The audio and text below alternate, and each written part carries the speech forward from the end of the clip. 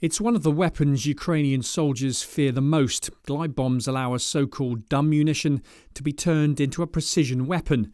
By adding an unfolding wing and a guidance system, the bomb can travel for miles, allowing aircraft to launch them out of range of air defences.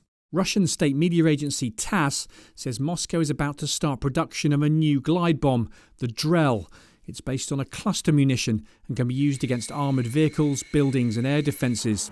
100 countries have signed a treaty banning cluster bombs, but neither Russia or the US are signatories. Washington took the controversial decision to start supplying Kyiv with cluster munitions late last year. With its arsenal of cruise missiles depleted, Russia has reached for glide bombs as a cheap solution.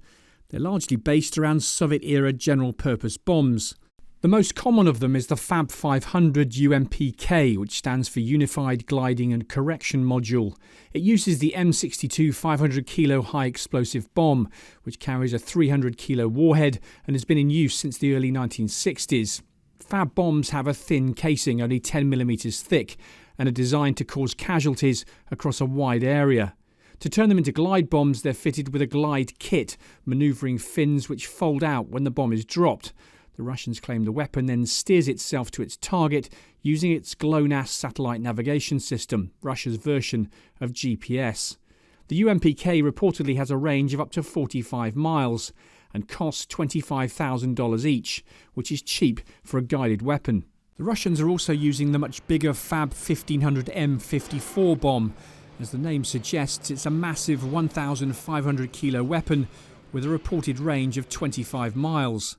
In fact, it's so big that Russian Su-34 fullback bombers can only carry 2 at a time. The smaller Fab 500 M62 has been dubbed the Russian JDAM, or Joint Attack Direct Munition, a comparison to the US glide bomb used extensively in Iraq and Afghanistan. Washington supplied 500-pound JDAMs to Ukraine, and they've been used during the battle for Bakhmut. But reports say the Russians have found a way to jam, or at least inhibit, the GPS guidance system. The problem the Russians have is the performance of their glide bombs. Experts say it's hard to tell if the Russians are actually using satellite navigation or instead some type of simpler internal guidance system. And once they're dropped, they can't be redeployed or disarmed. Last year, 2 bombs malfunctioned and hit the city of Belgorod, 25 miles inside Russia, leaving 3 people injured. It's thought they fell from a bomber taking off from a nearby airfield. Glide bombs work best when they're launched from high altitude, but that makes the aircraft carrying them vulnerable to long-range air defences. Russian bombers have tried to release their bombs closer to Ukraine, but that's not ended well. In December, 3 Su-34 fighter bombers were shot down by Ukrainian Patriot batteries when they strayed into range over Crimea. Russia has huge stockpiles of Soviet-era bombs it can retrofit with glide kits, and Ukraine says its forces are facing 20 glide bomb attacks a day. For Kyiv, countering them is near impossible.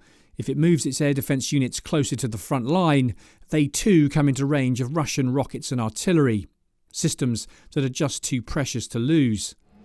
For Kyiv, though, there is one possible answer: F-16s. With long-range air-to-air missiles, they could push back Moscow's bombers, making Russian glide bombs far less effective. But until those F-16s finally arrive, Russia's glide munitions remain a constant threat to Ukraine's forces on the front line. Simon Newton, Forces News. Thanks for watching. For more from Forces News, like and subscribe to our channel.